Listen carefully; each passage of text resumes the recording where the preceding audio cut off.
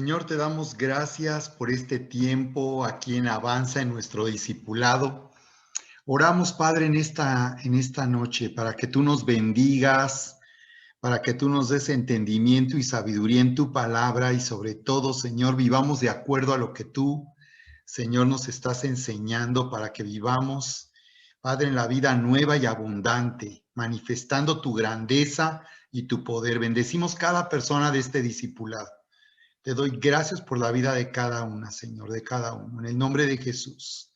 Gracias. Te pido que nos llenes con tu Espíritu Santo, Señor, en esta noche. Llénanos de tu presencia, llénanos de tu amor, de tu poder, bendito Señor, en el nombre de Jesús. En el nombre poderoso de Cristo Jesús. Llénanos, Padre, de ti esta noche, en el nombre de Jesús. En el nombre precioso de Cristo Jesús. Gracias. Riba Sika Toro Basara Kata. Tomen un momentito, lloren conmigo en el espíritu para ser llenos. Riba Shaka Tara Basereka.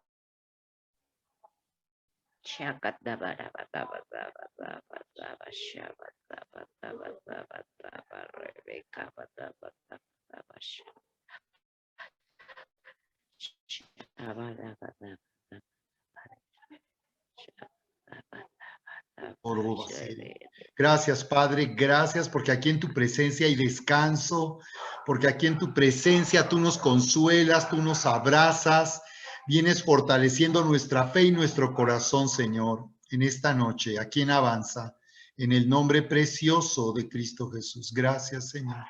Gracias, Padre.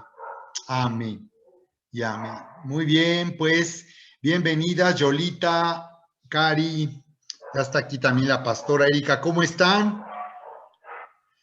Hola, buenas tardes, pastor. ¿Cómo está? ¿Bien? Buenas noches, pastor. Todo bien. Adiós, gracias. Muy bien, gracias a Dios. Pues, qué padre reapertura tuvimos, Yolita, acá en San Juan. Estamos muy contentos. ¿Verdad que sí, pastor? Estuvo increíble, estuvo padrísimo. Sí, así es. Y ya, Yolita, pues llegando, ¿verdad? Empezando a congregarte ya con nosotros, ¿cómo ves? Muy bien. Sí, era lo que más quería, pastor. Muy bien. Ya congregarme con ustedes y conocerlos, que fue un gran gusto. Sí, sí, ¿verdad? Como, aunque nos conocemos aquí por a través del Zoom, cómo es distinto cuando nos podemos ver personalmente. Sí, Yolita, igual. Fue un gusto verte y saludarte allá llegando a San Juan, a nuestra iglesia. Muy bien. Le decía yo que después de un año, 2 meses nos conocimos personalmente. Sí, ¿verdad? Es increíble esto, como nos has venido diciendo que pues ahora sí que te tocó aquí en la pandemia, conectarte con nosotros y así fue hasta ahora que nos pudimos ya conocer personalmente. Muy bien, pues Así bienvenidas, Lili, Jessy, bienvenidas. Vamos a dar inicio esta noche ya aquí a nuestra reunión en Avanza. Hola, buenas noches. ¿Qué tal? ¿Cómo están? Muy bien, pues vamos a continuar con nuestro estudio de Biblia para Todos, como lo hemos venido haciendo. ¿De acuerdo?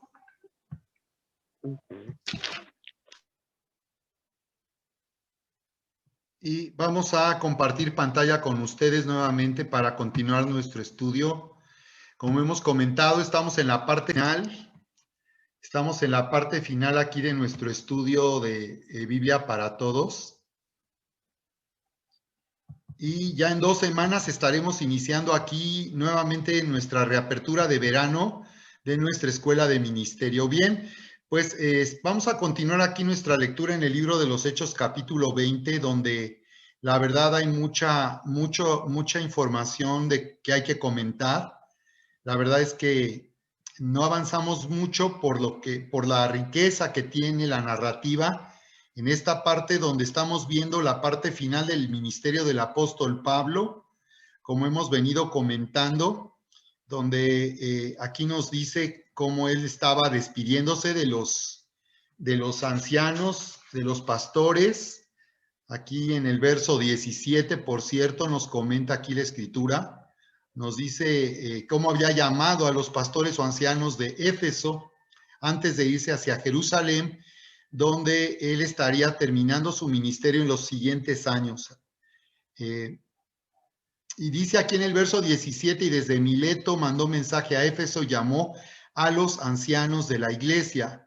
Él les había anunciado que ya no los vería más, que sería la última vez que lo verían, porque no solo porque se iba a Jerusalén y no planeaba regresar, sino porque es interesante, él sentía que él estaba llegando al final de su carrera, como él le llama, y como la Biblia le llama nuestra vida espiritual, es una carrera la que nosotros tenemos aquí en esta tierra, y eso nos habla de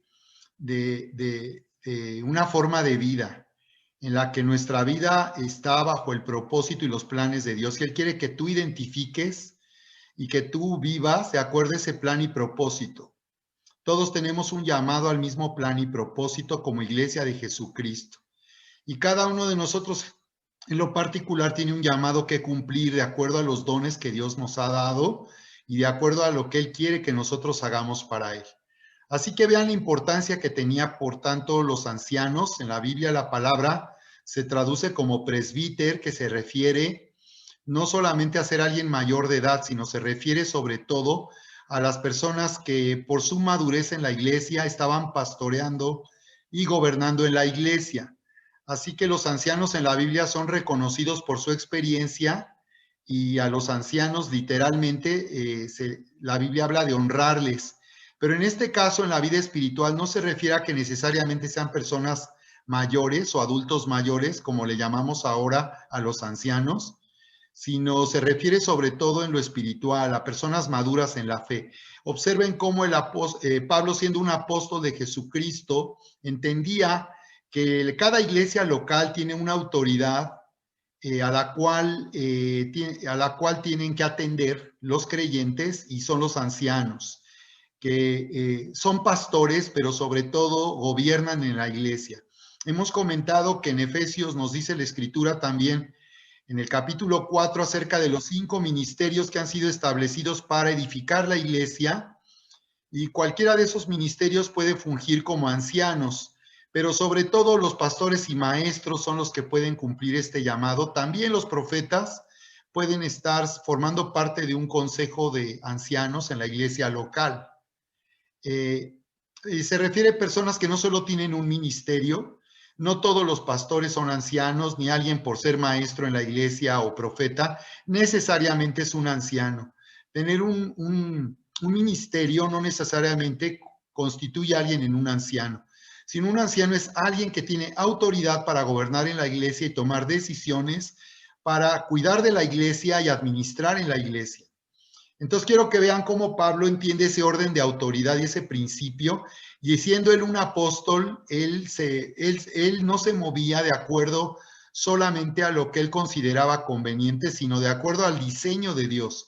Lo que hemos visto a lo largo de este libro de los Hechos es que Dios tiene un diseño para la iglesia, y que nosotros debemos de vivir en la iglesia de acuerdo a ese diseño, y por eso nos interesaba que tú recibieras este curso, este estudio del libro de los Hechos, para entender en este tiempo de relanzamiento Eleva, como le hemos llamado a nuestra nueva iglesia. Estamos viviendo una nueva temporada y esto nos tiene muy entusiasmados, y deliberadamente elegimos este libro de los Hechos para que tú entiendas cómo Dios diseña y cómo Dios establece que su iglesia, que su casa y su familia deben ser gobernados y dirigidos, en este caso, por ancianos o pastores.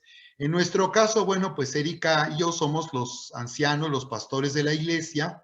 Quiero comentarles que en el tiempo pasado hemos levantado pastores que estuvieran junto a nosotros, y nosotros presidiendo en el ministerio en un consejo de pastores, pero sí tuvimos la mala experiencia de que 3 de estos pastores pues se fueron de la iglesia y no se fueron bien. Así que nosotros hemos procurado siempre levantar el ministerio y levantar también pastores que estén a nuestro lado ministrando. Así que pues esto es algo que vamos a continuar trabajando para que se levanten ancianos en la iglesia junto con nosotros.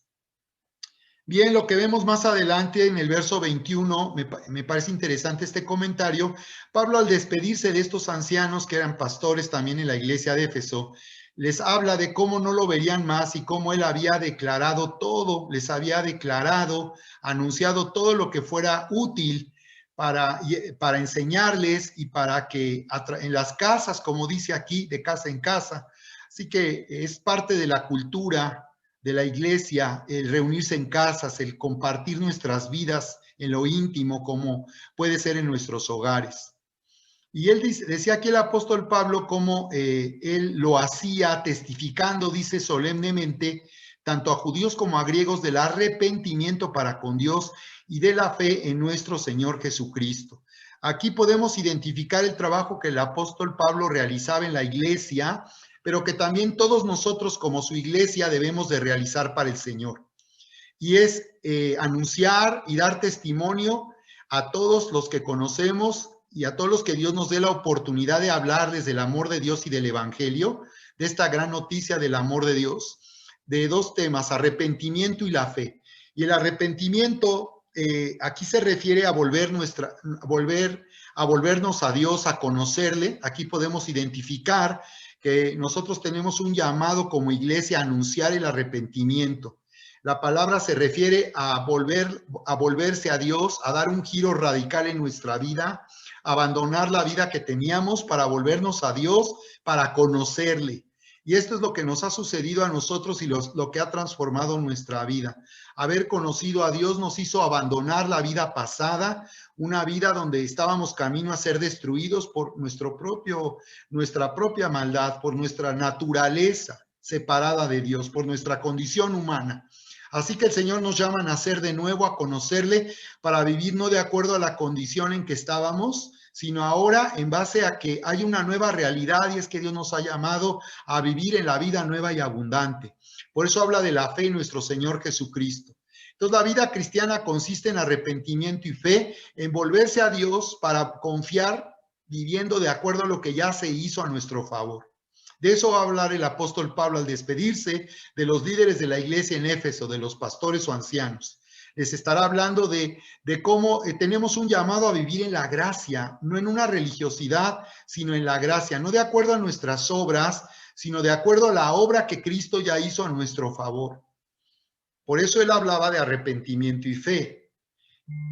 Y podemos ver cómo enseguidita habla de cuál era su trabajo. Y decía aquí algo muy interesante en el verso 22 y dice aquí, y ahora he aquí que yo, atado en espíritu, voy a Jerusalén sin saber lo que allá me sucederá.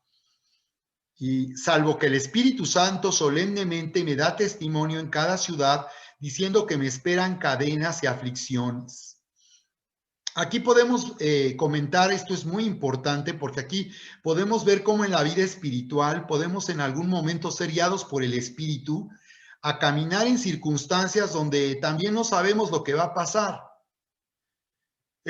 No sabemos lo que va a pasar y yo les decía que, bueno, yo al participar en esta elección pasada como candidato a diputado local, pues yo no sabía si iba a ganar la elección. Yo humanamente sabía que era muy difícil que yo ganara.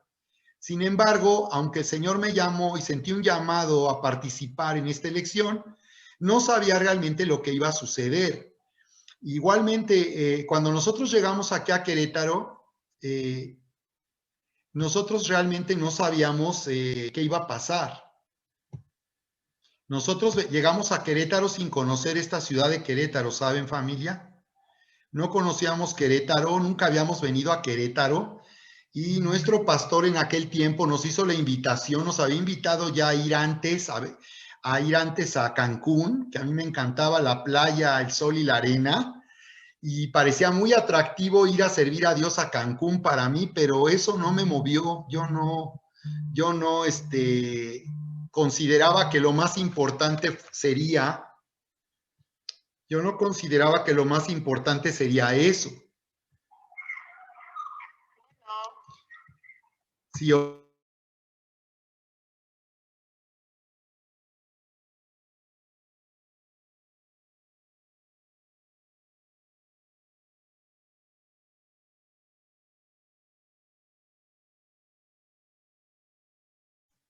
Ok, sí, una disculpa, es que justo me estaban llamando ahorita y era algo importante. Bien, entonces les decía que para mí no era tan importante mi conveniencia, porque pues hablando humanamente, pues ay, yo en ese tiempo yo siempre quería irme de vacaciones a la playa, por muchos años nunca pudimos salir de vacaciones, y algo que me dolía no poder llevar a mis niñas a conocer la playa, y pues cuando nos invitaron a irnos a Cancún, pues parecía muy atractivo humanamente hablando, y no, pues quién no se quiere ir a Cancún a servir a Dios, ¿no? Pero no lo aceptamos porque no sentíamos que ese era nuestro llamado. Y después vino una invitación para ir a León, todavía más atractiva en el sentido del ministerio. Pero cuando nos hablaron de Querétaro, el Señor ya me había hablado y me había dicho 3 meses antes que Él quería que yo le sirviera y viniera a Querétaro. Y yo, cuando entendí que Dios me estaba hablando de esa manera, yo de inmediato me sometí y yo no quería irme de Ciudad de México. Lo he comentado en algunas ocasiones. Yo estaba feliz en Ciudad de México, aunque en esa época estaba terrible la calidad de vida. Mis hijas constantemente se me enfermaban de vías respiratorias por la gravedad de la contaminación que había. Así que, pues, en el fondo de mi corazón yo anhelaba otra vida para mis hijitas, pero a pesar de eso yo prefería estar en México porque yo creía que mi llamado estaba ahí. Pero cuando el Señor me llamó a venir a Querétaro, de plano yo no me resistí. Y dije, si me invita a mi pastor y me llama para venir a Querétaro, ahora sí lo voy a aceptar. Porque finalmente un apóstol no tiene ese tipo de autoridad. Muchos creen que en la iglesia es como hay una jerarquía como en una empresa donde hay un jefe que da órdenes. En la iglesia la autoridad no funciona de esa manera. Y nosotros no estaríamos en un ministerio, en una organización donde se trabajara de esa manera, porque eso no es bíblico. Y lo hemos visto en el libro de los Hechos, cómo la iglesia no se movía, no se llevaba como si fuera una empresa, un negocio donde hubiera un jefe, un patrón que daba órdenes. La iglesia es algo de corazón y completamente voluntario. Por eso nosotros tampoco lo que buscamos es inspirarles para que ustedes sirvan a Dios y cumplan su propósito, pero no podemos obligar a nadie a servir a Dios. Así que, bueno, pues en ese caso les decía, yo acepté la invitación y llegamos a Querétaro sin saber a dónde íbamos, a qué veníamos o cómo iba a ser esto. La verdad es que encontramos solamente aquí como 3 o 4 familias y desde el principio que llegamos eran puros problemas. Cuando nosotros estábamos fuera toda la semana, había chismes y murmuraciones en contra nuestra. Imagínense. Apenas empezábamos la iglesia y teníamos 3 o 4 familias y ya nos estaban generando conflictos. Así fue como comenzamos. Un día nos dimos cuenta que esto estaba pasando, Dios nos lo reveló. Y el primer año, los primeros 2 años fueron durísimos, familia, porque en Ciudad de México estábamos atendiendo en reuniones de casas, no sé, como 150 a 200 personas, y aquí veníamos por 3 familias. Trasladándonos los fines de semana para venir a trabajar y comenzar la obra aquí en Querétaro. Así comenzamos. Y como les he dicho, reuniéndonos en un parque porque no teníamos finanzas para pagar un local, un salón. Así que quiero comentarles que en la historia de Abraham, tú puedes igual ver cómo el Espíritu trabaja y él trabaja de esta manera. En la Biblia podemos ver sobre todo identificar cómo Dios se relaciona con hombres y mujeres y cómo Dios trabaja para llevarnos a los planes que tiene para nuestra vida. Muchas veces Dios nos llama a hacer algo sin darnos muchos detalles, sin darnos la información que quisiéramos que nos dieran para poder obedecer. Muchas veces vamos a tener que aprender a obedecer al Espíritu Santo y confiar en su dirección, aunque no sepamos lo que viene más adelante. Así que nos dice acerca de Abraham, como dice la escritura ahí en el libro de Génesis, en el capítulo 12, tú lo puedes ver cuando habla del llamado de Abraham a dejar también una vida de comodidad. Abraham le estaba yendo súper bien, él no tenía necesidad de irse de donde él estaba. Y Dios lo llamó a dejar toda esa comodidad para servir a sus propósitos. Y la escritura nos dice ahí en el Génesis capítulo 12, en el verso,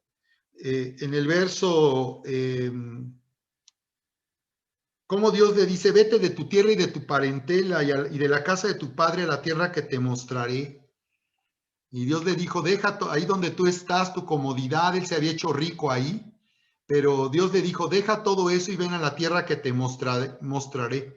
y le dijo, y Dios le hablaba le prometía una tierra, por eso se le llama la tierra prometida, porque Dios prometió a Abraham y llamó a Abraham a dar comienzo a los planes de Dios, y de esta manera a través de Abraham vino a surgir una nación, la nación de Israel, donde nacería Jesús como judío y traer salvación al mundo.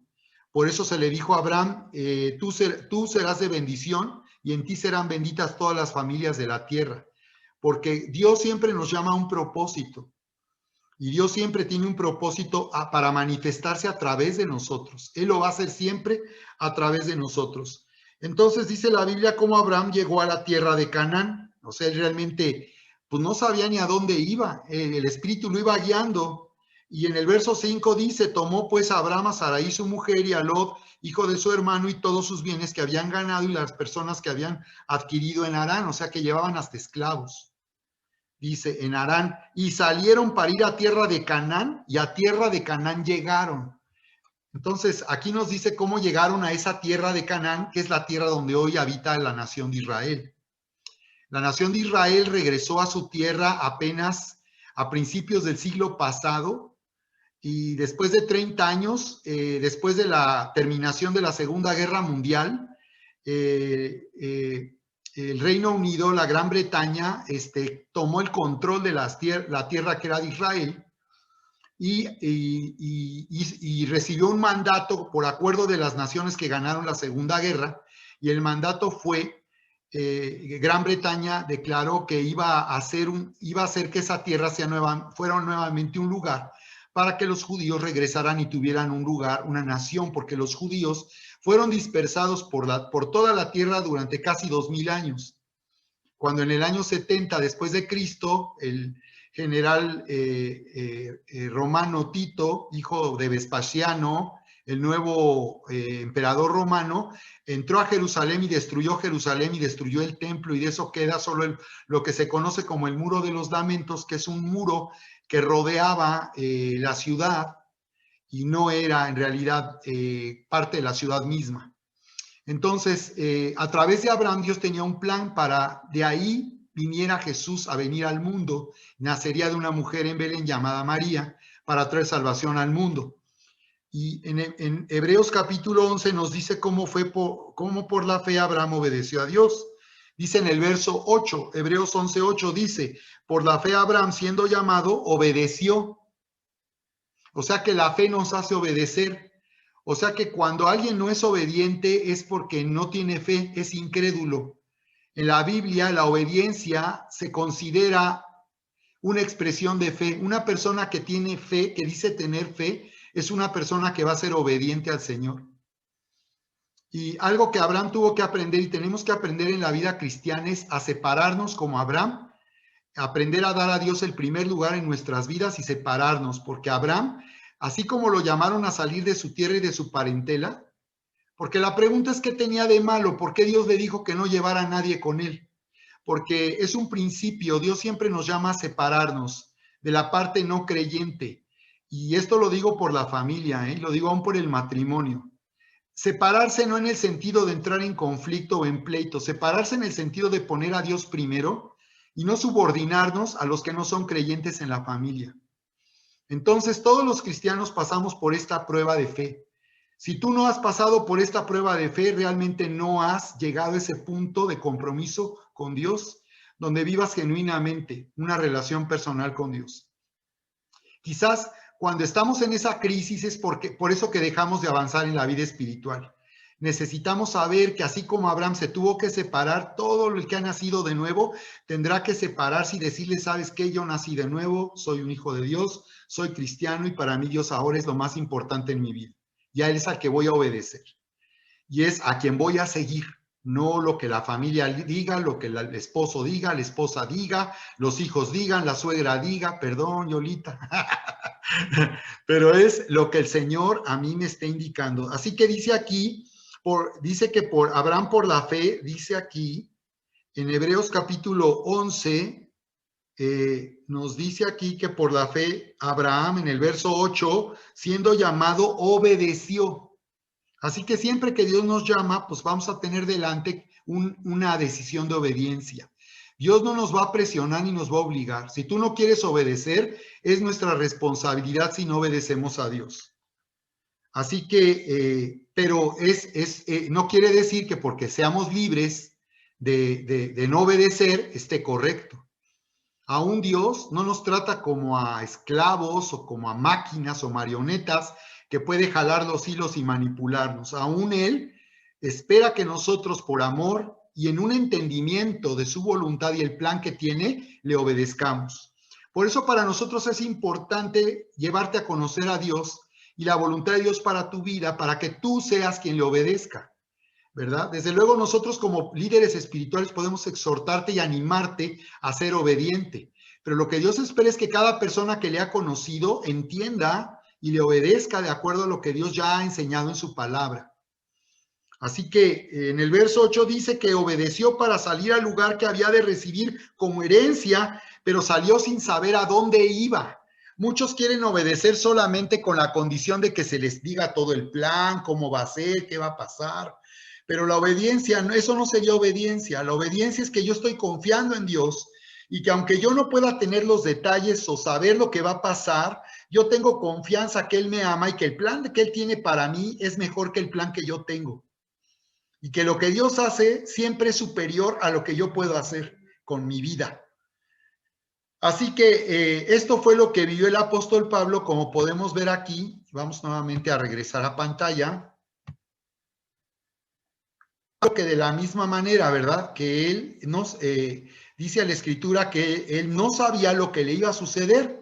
Dice, salvo que el Espíritu Santo solemnemente me da testimonio en cada ciudad, diciendo que me esperan cadenas y aflicciones. Fíjate nada más qué tremendo. En este caso, Pablo estaba siendo advertido que lo que vendría en su vida sería muy duro y que llegaría a la cárcel y sufriría por causa del evangelio. Pero a veces pensamos que la vida espiritual solamente hay que obedecer si me conviene, si me trae beneficios. Pero tenemos que aprender que en la vida espiritual, en nuestra relación con Dios, puede haber momentos donde Dios nos llame a obedecer, aunque eso nos cause sufrimiento y dolor, aunque eso nos lleve a que las personas que nos conocen nos repudien o nos rechacen.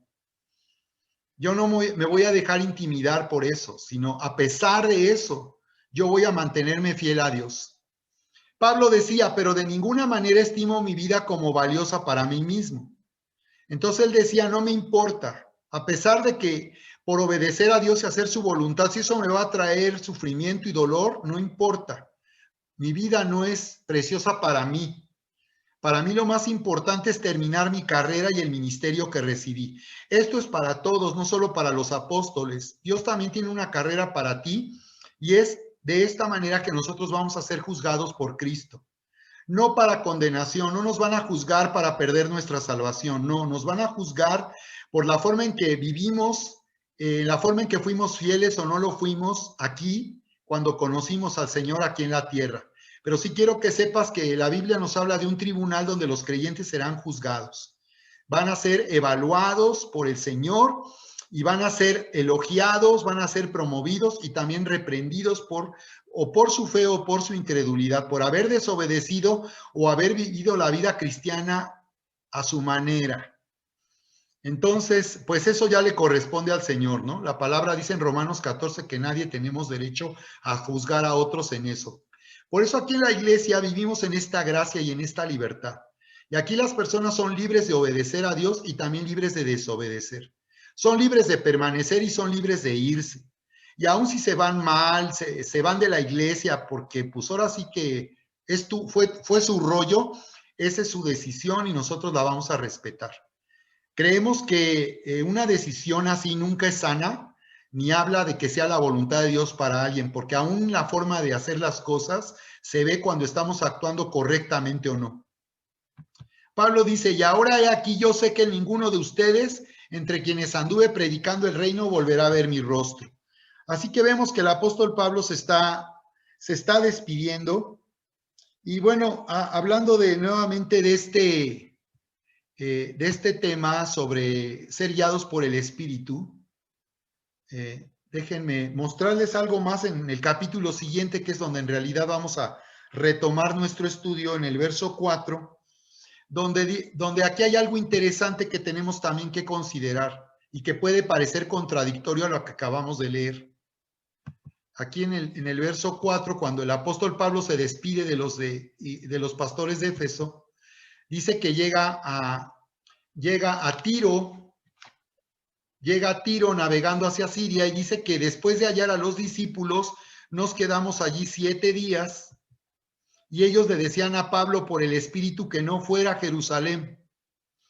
Le decían que no fuera a Jerusalén, por el Espíritu. Ellos sentían en el Espíritu decirle, no vayas a Jerusalén. Y dice, ¿qué hizo Pablo? Él dice que era ligado, que el Espíritu le estaba haciendo sentir que fuera a Jerusalén. Ligado, dice, yo estaba ligado. Sentía que tenía que obedecer al Espíritu e ir a Jerusalén. Y ahora aquí parece algo contradictorio porque se encuentra con discípulos que en el Espíritu le dicen que no vaya a Jerusalén. ¿Qué fue lo que hizo el apóstol Pablo? Dice, y pasados aquellos días partimos y emprendimos nuestro viaje, mientras que todos ellos con sus mujeres e hijos nos acompañaron hasta las afueras de la ciudad. Después de arrodillarnos y orar en la playa, nos despedimos unos de otros. Entonces subimos al barco y ellos regresaron a sus hogares. Así que podemos ver que fue muy emotiva esta despedida, pero que el apóstol Pablo, a pesar de que le decían que no fuera en el Espíritu, él tomó la decisión de continuar su viaje porque él sentía que él estaba obedeciendo al Espíritu para ir a Jerusalén. O sea, a pesar de las consecuencias. A pesar de las consecuencias. Tenemos que entender que Dios nos va a guiar de una manera personal y que no hay recetas aquí. Porque en este caso vemos que aunque a Pablo le estaban advirtiendo que no fuera porque le iba a ir mal, él entendió que sí, ya el Espíritu le había dicho que le iba a sufrir y que por ir a Jerusalén iba a acabar en la cárcel, iba a sufrir. Pero a pesar de saber que eso es lo que le esperaba, él siguió adelante en obediencia al Espíritu Santo. Aquí lo que vemos es que algunos entendieron lo que iba a sucederle, por eso le decían, no vayas. El Espíritu nos está mostrando que allá la vas a pasar mal, que te va a ir muy mal. Pero cuando a uno el Espíritu le dice que uno debe tomar esa dirección, aunque uno vaya a sufrir por causa del Evangelio, estamos hablando de sufrir por causa del Evangelio. No estamos hablando de sufrir por rebeldes, por tomar malas decisiones. No estamos hablando de sufrir por hacer prevalecer nuestro criterio, nuestras decisiones con orgullo y con soberbia. No. Estamos hablando de sufrir por servir al Señor y por causa del Evangelio. Pues en ese caso podemos ver que los creyentes, los discípulos, respetaron su decisión y entendieron que pues Dios tenía un plan para su vida y que aunque Dios les había mostrado que iba a ser muy duro para Pablo lo que iba a pasarle allá, ellos entendieron que el Espíritu lo estaba guiando. Así que como ven, no había una contradicción. Pablo hablaba entonces de terminar su carrera ahí en el versículo 24, en el capítulo anterior, y esto nos habla del propósito de Dios, que tú debes de tener claro que Dios tiene un propósito para tu vida, que todos tenemos el mismo propósito y que aparte hay un propósito en la vida personal de cada quien. El propósito para todos es que le sirvamos como iglesia de Jesucristo. El propósito y el plan que tiene para nosotros es que a través de nosotros como iglesia Él se manifieste, que nosotros le sirvamos como un equipo, como un ejército, como su reino aquí en la tierra, que seamos su sal y luz aquí en la tierra, para este mundo y en esta tierra. Esto es para todos, no para algunos. Este es un plan general y un propósito de Dios que todos tenemos un llamado a cumplir. Unos lo vamos a hacer como pastores, otros lo harán sirviendo de un modo, de otro, pero todos tenemos este llamado a servir a Dios y sobre todo a predicar la salvación de Dios a través de Jesucristo. Entonces yo quiero animarles a que entendamos la voluntad de Dios que es esta, y es que nosotros le sirvamos y anunciemos su salvación, porque el tiempo que estamos viviendo es el de la recta final del arrebatamiento de la iglesia de Jesucristo y que el tiempo se va a terminar muy pronto y que es el último tiempo para que la gente a nuestro alrededor se salve. Habrá oportunidad que se salven más adelante, pero ahorita pues es lo más padre para salvarse, ¿no? Bien, y me gustaría todavía regresar al capítulo anterior porque ahí vemos también un principio muy importante para nosotros como líderes espirituales y que es algo que nosotros vivimos aquí en nuestra iglesia, independientemente de que ahora nos llamemos Iglesia Eleva.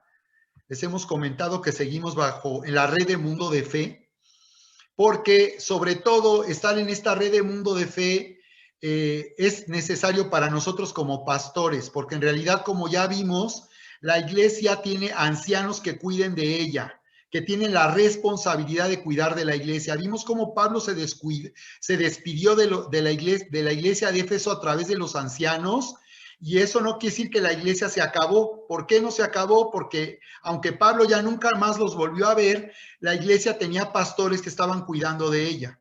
Así que para Dios lo más importante, haya un apóstol o no haya un apóstol que esté teniendo relación con nosotros como pastores, lo más importante no es eso para Dios, para la iglesia local. Lo más importante es que la iglesia local, cada iglesia es como una familia, donde vimos la vez pasada que hay padres espirituales y que en esa paternidad Dios nos hace responsables a nosotros como líderes de cuidar de la iglesia.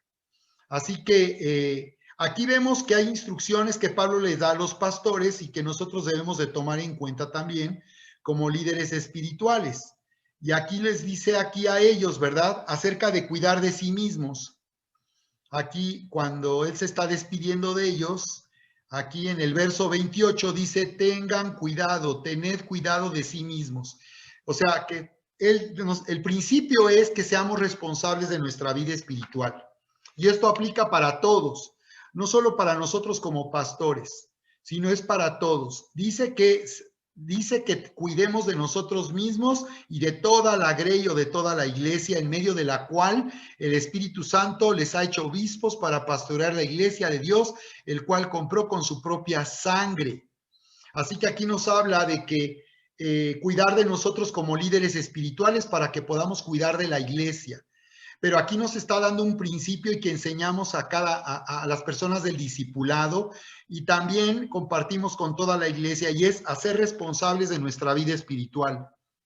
La experiencia a la que ustedes pueden enfrentarse en algún momento, si hay crisis en su fe, y la que hemos vivido aquí durante 35 años de servir al Señor en el ministerio y en la vida espiritual, es que lo que normalmente pasa es que cuando alguien se va de la iglesia, normalmente es porque no se hace responsable de su vida espiritual.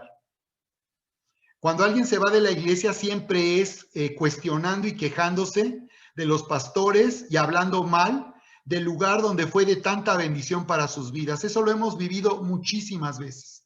Personas que nos dijeron, no, es que ustedes son una bendición y qué bruto y mis pastores. Y cuando llegó el día que se fueron de la iglesia, ahí los tenemos criticando, quejándose, hablando a nuestras espaldas. Lo que pasa es que tenemos que hacernos responsables de nuestra vida espiritual. Y aun cuando nosotros como líderes cometamos errores que les puedan ofender o desanimar, ya hemos enseñado que aquí lo que se tiene que hacer es perdonarnos unos a otros. Por eso el Señor nos habló del perdón. Es viviendo en el perdón, en la gracia, como nosotros vamos a poder vivir en una iglesia que es perfecta para gente imperfecta. Este es uno de nuestros lemas. Somos una iglesia perfecta para gente imperfecta. ¿Qué quiere decir eso? Que no somos una iglesia donde, claro, en esta familia, como en cualquier iglesia, pues puede haber fallas o errores, o nosotros como pastores quizás no respondamos a tu expectativa. Pero eso no es lo que va a determinar que una persona permanezca en la iglesia o se vaya, sino que simplemente si algo no estás de acuerdo, no te parece, tienes que confiar en el plan de Dios y tienes que confiar, así como no escogiste a tus padres en lo natural, sino pues te dieron esos papás y esos papás fueron de bendición para ti, aunque hayan cometido errores o te hayan fallado, de la misma manera es en la vida espiritual. Dios ha puesto pastores, no se van a escoger democráticamente, ni Dios nos va a poner a ver a quién queremos de pastor, o nos vamos a ir a ver quién va a ser nuestro pastor, alguien que no sea de nuestro agrado, alguien que nos caiga bien, alguien que responda a nuestras expectativas. No. Eso no es espiritual. Nadie tiene, y menos si alguien se va y va a algún lugar y no sabe ni quién es el pastor de ahí, ni lo conoce, ni sabe si el pastor sería la persona que Dios le asignó para que cuide de su vida espiritual. Eso lo hace todavía peor. Si de por sí te vas y se van mal y todavía se va a un lugar donde ni sabe quién es el pastor, pues no vaya a ser que de Guatemala se vayan a Guatepeor. ¿Verdad? Entonces, el principio es hacernos responsables de nuestra vida espiritual y vivir de una manera intencional en vez de echarle la culpa a otros y quejarnos de por qué nos fuimos de la iglesia. Si hubiera madurez en la iglesia, pues nadie se iría. Si hubiera madurez en los creyentes, nadie se iría desanimado o decepcionado, porque no vas a encontrar una iglesia donde no haya situaciones que te puedan desanimar o aún que te puedan lastimar. A donde quiera que vayas, la iglesia va a ser lo mismo. Vas a encontrar personas que te podemos fallar o decepcionar, así como tú nos puedes fallar o decepcionar. Así que se trata en realidad de ser responsables de nuestra vida espiritual. Entonces vemos cómo el Espíritu es el que pone pastores, como decía ahí en el verso 28, ¿no? En otra versión dice, el Espíritu dice, los ha hecho ustedes pastores. O sea, fue el Espíritu el que te puso pastores. Y es nada más tu responsabilidad reconocer que somos tus pastores o que no lo somos. Y si no lo somos, ok, adelante. Pero dice la Escritura que Él te llevó a un lugar para que tú ahí tuvieras pastores y Él nos hizo a nosotros pastores. Y si alguien ha llegado a esta familia, a esta casa, es porque nosotros somos los pastores de esta casa. Entonces, cuando se refiere a la palabra obispos se traduce como episcopos, obispos, no avispas, aunque a veces hay pastores que somos como avispas, ¿no? Que damos el picotazo. Bueno, puede ser una vacuna que te haga bien, no todo es malo. Pero dice que nos ha hecho obispos. La palabra se refiere a que un pastor es un obispo. La palabra no se refiere a que un obispo sea un jerarca de la iglesia, que tenga más autoridad que un pastor. Eso es algo que la tradición religiosa nos ha enseñado y no es bíblico. Por eso Dios nos muestra la Biblia para entender cómo la iglesia, su casa, su verdadera casa está siendo edificada. Así que en este caso está diciendo que el pastor es un obispo. La palabra obispo, episcopos, significa alguien que está por encima y que puede ver o sobrever. Esto habla de supervisores.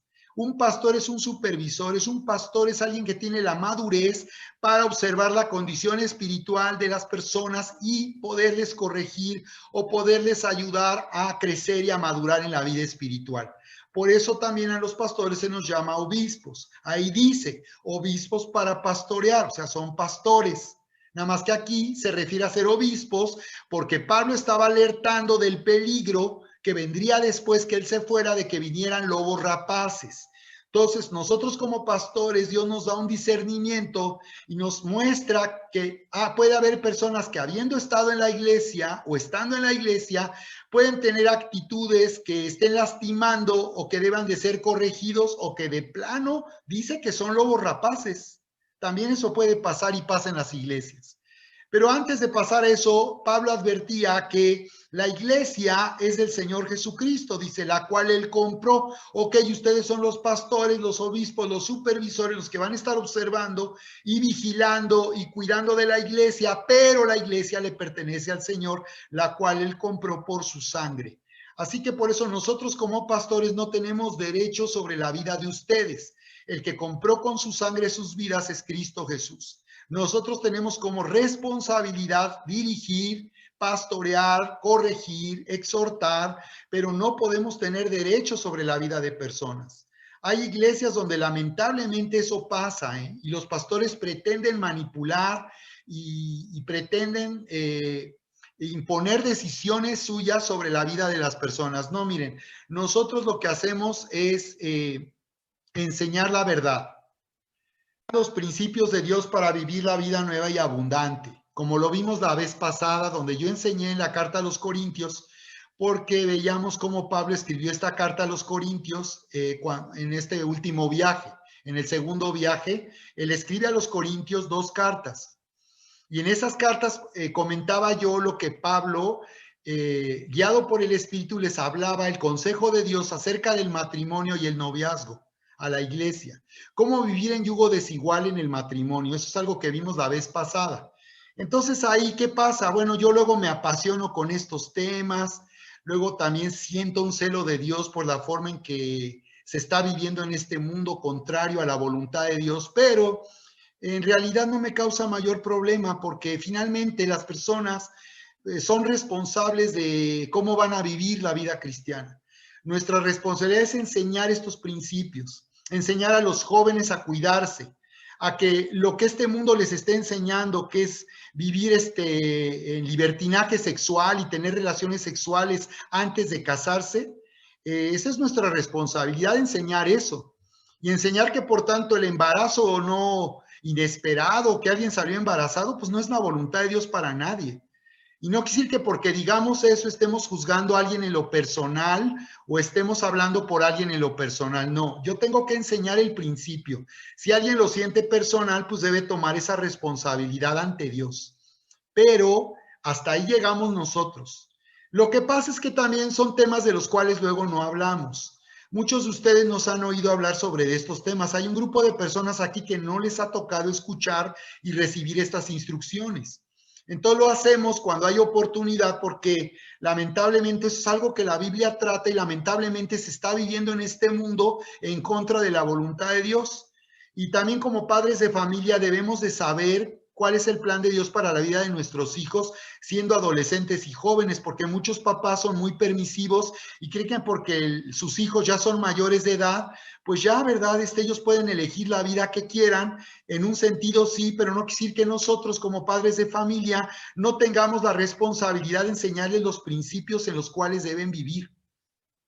Desde luego, si no conocen a Dios, jamás lo van a poder entender. Pero no por eso quiere decir que, bueno, pues ya salió embarazada, pues no hay problema. Porque es una bendición ese bebé. No, pues el bebé es una bendición, pero eso no quiere decir que eso sea lo correcto para Dios. Así que son temas que vamos a enseñar y que yo les ruego que nadie se ofenda ni se lo tome personal, porque en todo caso, si se siente personal, es que Dios te está hablando a tu conciencia y te está haciendo ver una responsabilidad como padre de familia o como jóvenes. Pero sí los chavos, las chavas deben de saber que hay principios y que este mundo no nos va a enseñar cómo vivir una vida nueva. Sobre todo quería que entendieran eso, ¿no? Que la vida de Dios no es una vida de reglas ni de imposiciones. Él nos quiere mostrar que hay una vida mejor que la que este mundo nos ha mostrado, porque parece muy atractivo, ¿no? Pues vivir en relaciones sexuales antes de casarse o vivir en unión libre, pues parece muy atractivo eso, ¿no? Pues no hay compromiso, yo le doy vuelo a la hilacha, como dicen, y solamente estoy queriendo yo complacerme a mí mismo, pero podemos ver que Dios tiene una vida mejor. Y es lo que queremos que los chavos y las chavas conozcan, la vida nueva y abundante, y que hay principios que siguen vigentes, y que eso no es de que eso sea anticuado y eso era para esos tiempos, no. Esos son principios que siguen gobernando la vida que Dios nos ha dado, es una vida nueva y abundante. Por eso Dios nos ha llamado a vivir de acuerdo a su voluntad, no de acuerdo a lo que este mundo ha enseñado o nos ha enseñado como familia o como nos ha enseñado en lo personal. Bien, y decía más adelante finalmente que pues se levantarían después de Pablo lobos rapaces que falsearían la verdad para buscar seguidores, y nos dice, estén alertas a eso. Así que creo que tú debes de saber que cuando alguien está actuando de esta manera, pues ya está actuando de una forma equivocada y está actuando en contra de la iglesia del Señor. Así te lo digo. Si hay personas que empiezan a hablar de esta manera, generando conflictos, hablando mal, quejándose, en vez de hablar con las personas con las que deben de hablar, ya esto es un peligro. Y sí, Pablo decía, estén alertas, no estén dormitando ahí, estén alertas, aún se trata de alguien que tú aprecias, que tienes mucho cariño, pero si esa persona no se está conduciendo correctamente en la iglesia, es algo que tú debes de hacerle ver, de corregirle y detener eso, porque finalmente es como en tu casa. Si alguien viniera a hablar mal de tu hijo, de tus papás, pues no te quedarías callado, ¿verdad? Tú dirías, oye, no, espérate, no, es mi hija, es mi hijo, ¿no? Bueno, yo sé que está mal o en algo puede estar mal, pero no está bien eso, ¿no? O sea, no se trata de que me pongas en contra de las personas que yo amo, ¿no? Bueno, en cierto modo no es tan buen ejemplo, pero para que entendamos por qué el Señor nos dice que tenemos que estar alertas y no podemos tolerar este comportamiento. Y lo más correcto es que ustedes nos digan también como pastores, como dice Pablo que decía a los corintios, me han informado que están en divisiones, yo ya sé. Entonces ya sé quiénes son los que andan causando divisiones. ¿Cómo quieren que vaya ustedes? Lo leíamos la vez pasada. ¿Quieren que vaya con una vara o que vaya hablándoles en buena onda? Así les decía. Vara en el sentido de corregirles duramente y reprenderlos. En un momento dado también eso es válido en la vida espiritual, sobre todo cuando hay un comportamiento que puede lastimar a la iglesia. Así que muchas veces en nuestra cultura nosotros somos de mucha apariencia y ¿cómo estás? No, todo bien y por dentro ya me fui de la iglesia. Entonces, no, miren, eso no es correcto. Nuestra cultura nos ha enseñado a vivir en apariencia, pero aquí tenemos que aprender ahora otra forma de vida. Es por eso nuestro código de cultura aquí en nuestra iglesia nos lleva a vivir en amor de una forma genuina. Y el amor siempre nos va a decir lo que tenemos que hacer cuando alguien comete un error o cuando alguien hace algo equivocado. El amor siempre nos va a dar la sabiduría de Dios para tratar con esa forma de comportamiento. De acuerdo.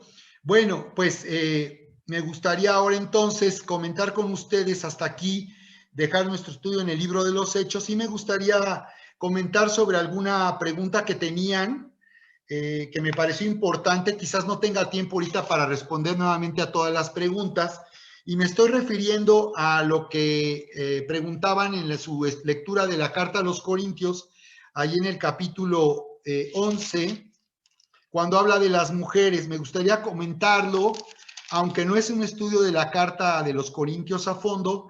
Cari ahí nos preguntaba, Karina, acerca de este tema, cuando se está refiriendo a los dones espirituales. Me parece que era ahí en la carta a los Corintios, en el capítulo 14. Karina nos preguntaba, ¿por qué dice que las mujeres deben de callar en la congregación? Primera de Corintios, capítulo 14, verso 33 y 34. Vuestras mujeres callen en las congregaciones porque no les es permitido hablar, sino que estén que estén sujetas. Entonces dice, pero que estén sujetas, dice, como también la ley lo dice. Bueno, no quiere decir que Pablo estaba diciendo que las mujeres no hablaran en la iglesia y que estar sujeta es estar callada y estar como sentirse inferior. Cuando Dios habla de esta manera, no está siendo inferior a una mujer. Porque Dios nos ha dicho que nos ha puesto en igualdad de condiciones a hombres y a mujeres en la vida espiritual. Ha dicho que en el evangelio no hay hombre ni mujer. ¿A qué se refiere? A que no hay distinción. El hombre no es superior a la mujer en la vida espiritual. Estamos en las mismas condiciones. Así que aquí no hay una cultura machista en la Biblia. Lo que pasa es que esto se ha entendido mal. Y lo que tenemos que ver aquí es que cuando está hablando de esto, Pablo está hablando de los dones espirituales. En el capítulo 12 habló de los dones espirituales, en qué consisten los dones espirituales. Luego nos dice que somos un cuerpo, como su iglesia, que somos miembros los unos de los otros, y esto habla de una unión de unos con otros que nos hace responsables también de los demás. Dice que cuando a un miembro le duele algo, todos se duelen con él, y así pasa, ¿no? Si tú te machucas la uñita, pues no te aguantas, todo el cuerpo empieza a gritar, todo tu cuerpo, tus ojos, tus oídos, tus brazos, ¡ey, hagan algo! Duele la uña, se lastimó. Y entonces todo se para ver qué le pasó a la uñita. Entonces Pablo está hablando en ese contexto de los dones espirituales, y luego en el capítulo 14 está hablando de cómo la iglesia de Corinto ministraba o ejercía los dones espirituales. La iglesia de Corinto fue corregida severamente por el apóstol Pablo, pero no todo era malo. Aquí en este caso tenía que enseñarles cómo ellos deberían de servir con los dones espirituales. Así que estaban cometiendo errores, pero también era porque estaban en ignorancia. No estaban entendiendo correctamente cómo fluir como un cuerpo en los dones espirituales. Entonces, Cari, este comentario se refiere a los dones. Y está hablando en particular, ahí dicen en los versos anteriores, verso 26, dice ¿Qué hay pues, hermanos? Cuando ustedes se reúnen, cada uno de ustedes tiene salmo, otro doctrina, otro lengua, otro revelación. Está hablando de los dones. Cuando se reúnen, cada uno de ustedes tiene un don, cada uno de ustedes tiene algo que darle a toda la iglesia para bendecirla. Y en ese sentido empieza a hablar de que cuando alguien empieza a fluir en la congregación y a hablar en lenguas, hablando del don de lenguas, no del Espíritu Santo que nos hace hablar en lenguas. Ya hemos comentado que cuando alguien tiene el don de lenguas y empieza a orar con el don de lenguas, ese don es un mensaje que el Espíritu Santo está dando a la iglesia o a alguien en particular. Cuando alguien tiene el don de lenguas, también el Espíritu le va a dar a alguien el don de interpretación. Son los dones que le llamamos dones de revelación. Y entonces, dice ahí, les dice, si alguien está hablando en lenguas porque tiene el don de lenguas y el Espíritu le hizo hablar en lenguas y alguien no tiene interpretación, calle. Se refiere a que no tiene caso seguir orando en lenguas si no hay interpretación. No se refiere al ser lleno del Espíritu. Ahí dice, calle y ore para sí mismo. ¿Por qué hace la distinción? Porque está diciendo, después de que tú oraste en lenguas, con el don de lenguas, y no hubo interpretación, puedes seguir orando, pero ora para ti. Ya no levantes tu voz tan alto. Porque cuando alguien tiene don de lenguas, el Espíritu le hace orar fuerte para que todos oigan, y si alguien tiene interpretación, diga, yo tengo una interpretación. Mientras tú estabas orando en lenguas, el Espíritu me dio interpretación. Esto es lo que dice el Señor. Y entonces el Espíritu te da la interpretación. Así es como había que fluir, les estaba instruyendo cómo trabajar con los dones. Y dice, bueno, si no hubo interpretación, sigue orando. Rabba Shika Taraba. Ya no oras, Rabba Shaka Taraba. Ya. Ya oras para ti mismo. No dice que te calles y no ores en lenguas. Entonces, esto es lo que algunos los confunde y piensan que ser lleno del Espíritu y orar en lenguas no se debe de hacer siempre, porque confunden esto con el don de lenguas del que habla aquí Corintios 14. Entonces, esto lo hemos aclarado y explicado, sobre todo para aquellos que fueron mal enseñados y por eso han detenido el fluir del Espíritu. Pero aquí vemos que a este contexto se refiere al Señor. Se refiere aquí que los espíritus de los profetas están sujetos a los profetas y que deben de, por tanto, haber un orden. Y que debe haber un orden y que a más 3 personas pues ministren de esa manera y venga una interpretación para que pueda la iglesia ser edificada o alguien en particular. Entonces, en ese contexto es cuando dice, en el verso 34, vuestras mujeres callen en las congregaciones porque no les es permitido hablar, sino que estén sujetas. Aquí se refiere a la costumbre que había en aquel tiempo de hacer que se separaran hombres y mujeres. Hay iglesias donde tú vas a darte cuenta que así siguen haciéndole. Tienen mujeres de un lado y hombres de otro lado sentados de una forma separada. Bueno, eso no es algo que debamos de hacer. Aquí no dice que los hombres deben sentarse de un lado y las mujeres del otro. Entre los judíos había esa costumbre porque el judaísmo hizo de la ley de Dios una religión. Entonces el judaísmo tenía reglamentaciones que no estaban de acuerdo a la palabra.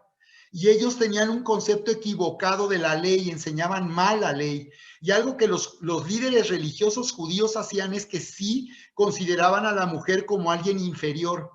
Tú nunca vas a ver eso en la iglesia de Jesucristo. Jesús mismo nunca trató a las mujeres de una manera inferior. Tú puedes ver cómo las mujeres fueron las primeras en estar el día que Jesús resucitó, cómo estuvieron en el día de Pentecostés, y como todos los demás hombres también fueron llenas y oraron en el Espíritu y hablaron en lenguas.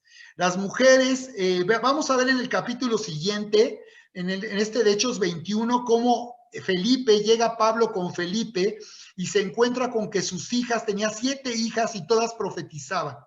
Y tú vas a ver cómo ese ministerio era respetado porque siendo mujeres, ellas profetizaban y nadie decía, no, son mujeres. ¿Por qué las dejan profetizar? Porque en la iglesia no había esa distinción. Entonces, el orden que Dios estableció es de hombre y mujeres, es eso, es un orden para funcionar de la manera correcta en el matrimonio y en la familia. y en la iglesia, pero no quiere decir que la mujer fuera tratada de una manera inferior. Entonces lo que aquí estaba pasando es que lo que podía estar pasando en Corinto era que las mujeres empezaban a platicar. Ya ven que eso nunca pasa, las mujeres nunca platican. Normalmente, luego yo recuerdo que cuando tenía reuniones y en su mayoría eran mujeres, me daba mucha pena comenzar porque era interrumpirlas, estaban bla, bla, bla, bla. Bueno, ya vamos a comenzar, ya. Y es lo que Pablo dice, callen las mujeres, en el sentido de que cuando había un desorden, porque se ponían allá a cuchichear y a hablar, traían desorden a la reunión. A eso se refería solamente. O que si algo no lo entendían, empezaban a cuchichear y a hablar, y decía Pablo, no, no, no, no, o se están distrayendo la reunión o el servicio. Entonces era únicamente una instrucción de esa manera para traer un orden durante el servicio, que no hubiera distracciones. Por esas razones que comentábamos también en otra ocasión de la importancia de mantener un orden en nuestras reuniones con respecto a los niños y cualquier persona que en algún momento interrumpa, porque eso también pasa, ¿no? Y bueno, podemos entender que un niño llore o se sienta mal, pero de eso a que interrumpa, a que distraiga la atención, no está bien eso. Entonces, esperamos que la gente sea consciente y que los papás entiendan que si el niño no se está comportando bien, pues deben de salir un momento, hablar con el niño, tratar con él y regresar a la reunión para que el niño se comporte de la manera correcta.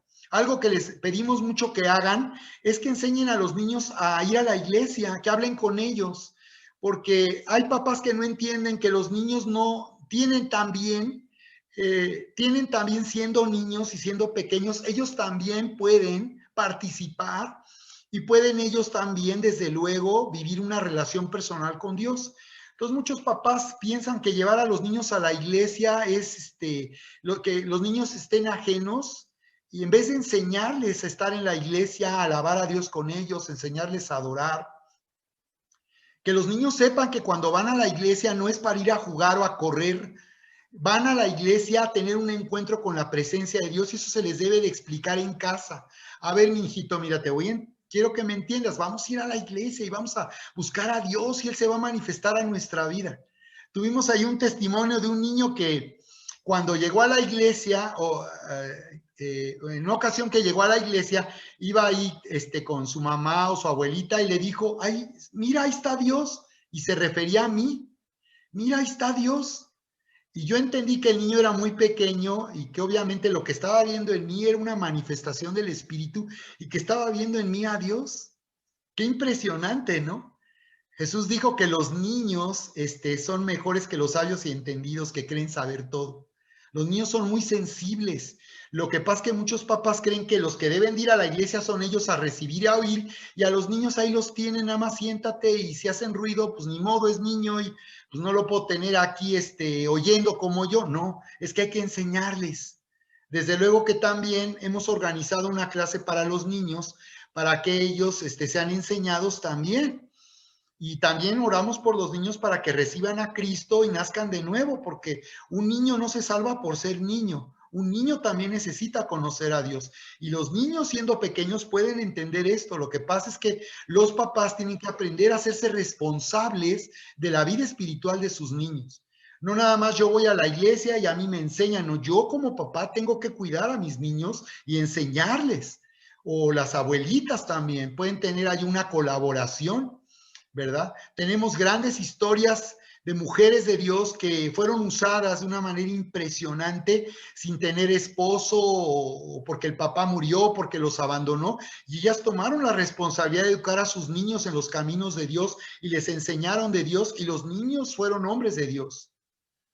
Entonces no es de que, me explico, es de que podemos tomar esa responsabilidad. Bueno, ese era el comentario que sobre todo quería hacer hoy sobre este tema, que a eso se refiere, y que Dios establece a la mujer en el ministerio. Establece a la mujer en el ministerio, y las mujeres, claro, que también pueden enseñar y predicar en el orden de Dios. Aquí hablaba de que las mujeres estén bajo cobertura, y nos explica que el velo se refiere al cabello largo de las mujeres, y que ese cabello largo habla de que las mujeres aprendan a a estar, a recibir atención, ayuda y soporte de parte del hombre. También en la iglesia, uno como pastor, como hombre, tiene esa responsabilidad de dar esa cobertura a nuestras mujeres que ministran en los dones espirituales, en cualquier área de ministerio. Entonces, lo que el Señor explicaba aquí es que hay un orden espiritual. Por eso es que se establece que el hombre es la cabeza, pero no quiere decir que la mujer sea inferior. Lo que está diciendo es que hay un orden también en la iglesia como lo hay en la familia. Pero no quiere decir que las mujeres estén subordinadas y que sean como esclavas o sirvientas del hombre en la familia. Ya vimos la vez pasada que los hombres, que las mujeres tienen una responsabilidad espiritual. Y normalmente en las familias, quienes han llevado a Cristo a los hombres han sido sus propias esposas. Las mujeres son las que han llevado a sus hijos a conocer a Dios. Debería de ser al revés. Los hombres deberían de ser los que llevaran a sus esposas al Señor, como era en la antigüedad.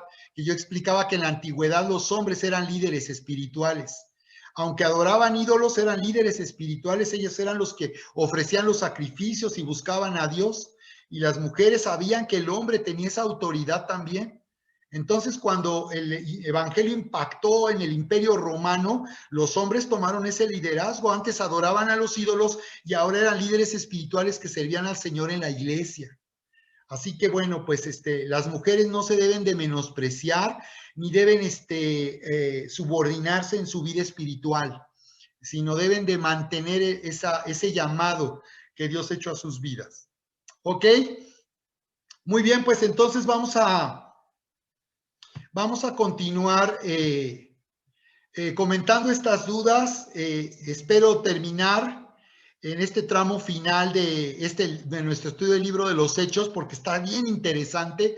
Creo que la parte final la vamos a enfocar a las cárceles del apóstol Pablo, pero todavía esta parte me pareció muy relevante entender estos principios en la iglesia. ¿Ok? Bien, bien, voy a compartir nuevamente en pantalla porque permítanme un momento. Vamos a pasar a nuestro coaching y vamos a compartir este video antes de pasar a nuestro coaching aquí de Más allá del éxito.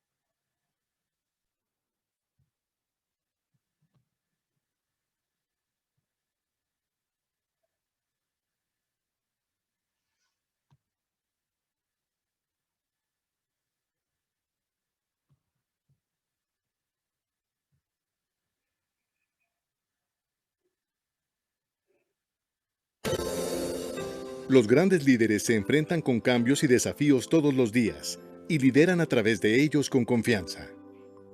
Más allá del éxito es un programa del Dr. John Maxwell diseñado para subir de nivel tu liderazgo y tu influencia. Quiero que todos nosotros entendamos, y es que la única persona que puede controlar tu actitud eres tú.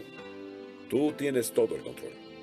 Y el mundo que ves justo ahora se colorea por la actitud que tengas. El Dr. John Maxwell ha capacitado a decenas de miles de líderes en múltiples naciones y ahora pone a tu alcance este programa que te preparará para liberar el potencial que hay en ti, desarrollando un liderazgo práctico que agregue valor a tu vida, tu equipo y organización. Esto es lo que sé. Cuando miras hacia atrás, las relaciones que tienes en tu vida te darán los mejores recuerdos. Y también te darán los momentos más difíciles y tristes. Pero si eres intencional, al aportar a la vida de las personas y agregarles valor de manera cotidiana, te prometo que tendrás muchos buenos recuerdos de muchas buenas personas que te darán un fundamento para el éxito en relaciones. Con Más allá del éxito, Podrás potenciar tus habilidades de liderazgo y construir tu equipo. Aprender, evaluarte y tomar acción que produce transformación. Tener mayor claridad hacia soluciones radicales. Fortalecer y ampliar tus relaciones. El programa abarca las claves del éxito y los principios para desarrollar un liderazgo que llevará tu vida más allá del éxito a una vida de trascendencia. Basado en 50 años de experiencia de John Maxwell enseñando sobre liderazgo. De hecho, cuando la gente viene a preguntarme, John, ¿cuál dirías que es la clave del éxito personal que has tenido en tu vida? Sin dudarlo, cada vez que me preguntan eso, digo que es el hecho de que a diario crezco personalmente, crezco intencionalmente a diario, mejoro cada día.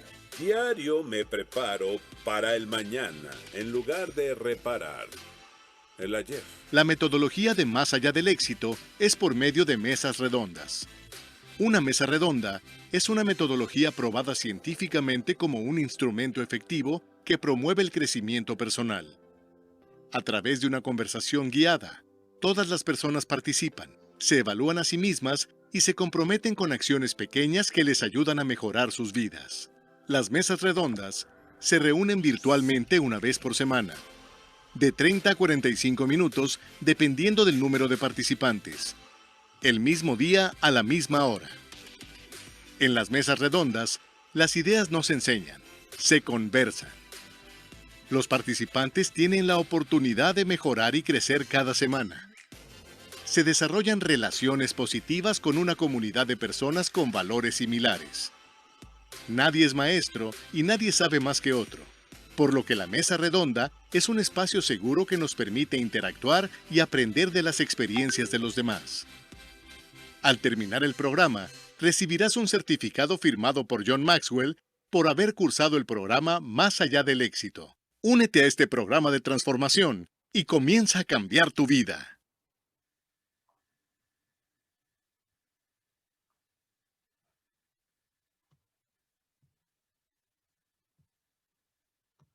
Muy bien.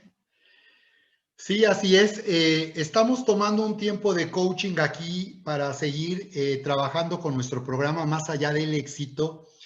Va a ser de mayor aprovechamiento para las personas que ya tomaron el programa.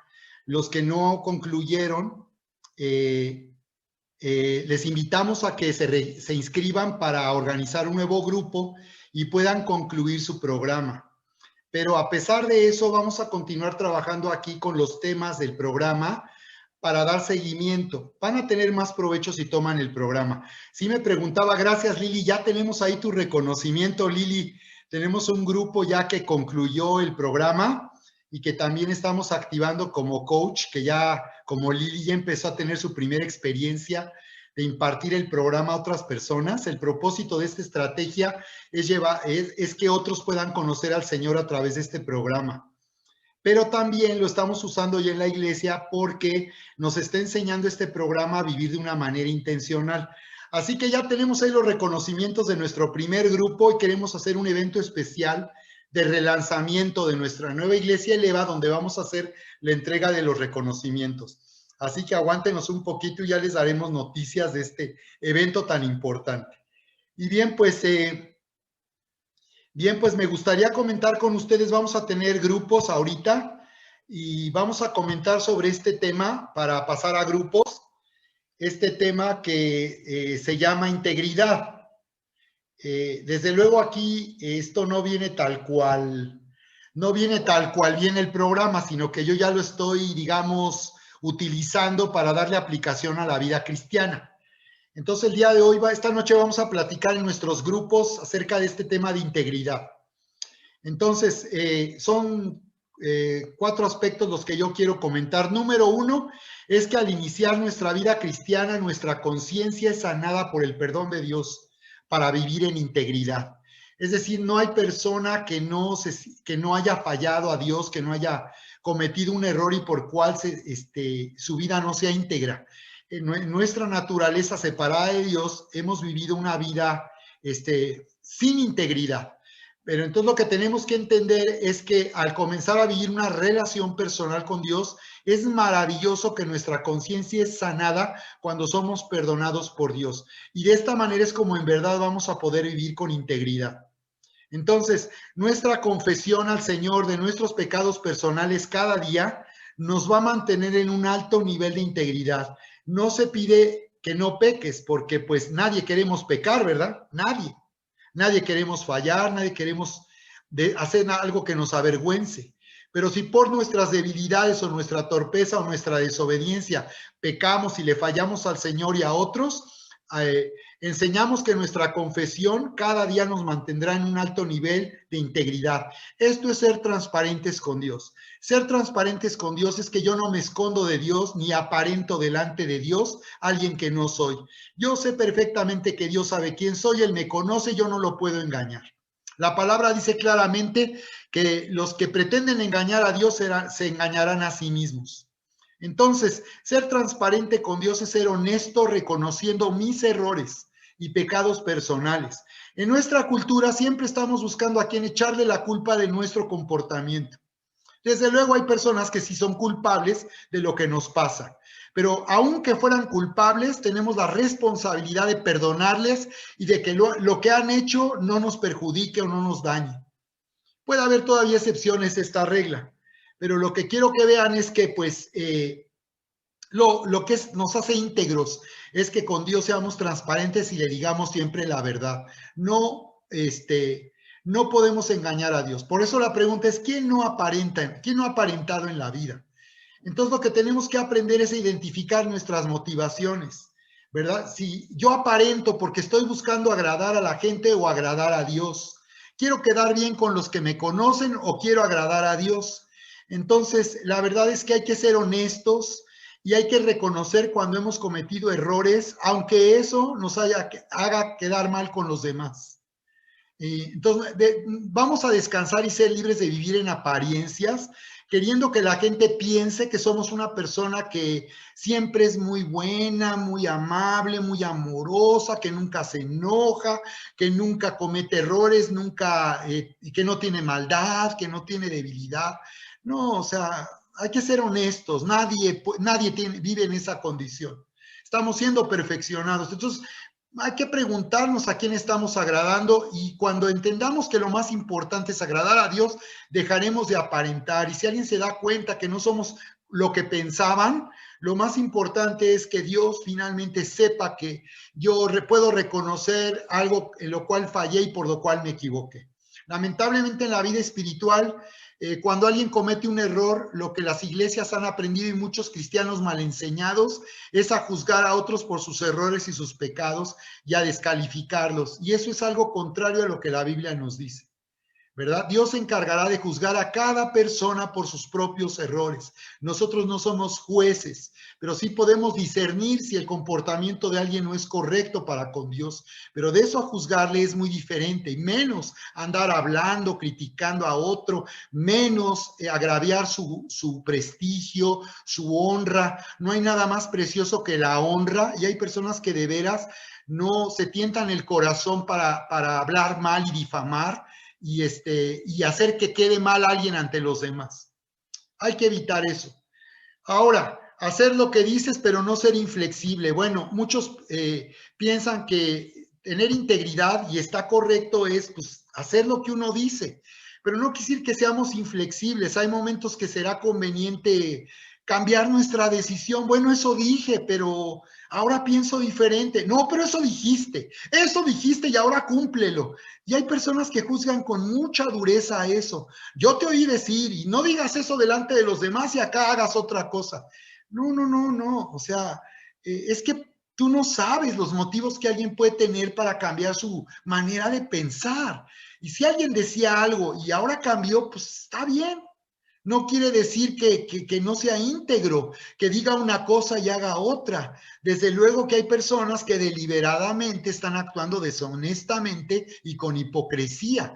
Yo no hablo de eso, hablo cuando nosotros cambiamos en nuestra forma de pensar y cambiamos en nuestra manera y por tanto decimos diferente a lo que alguna vez dijimos.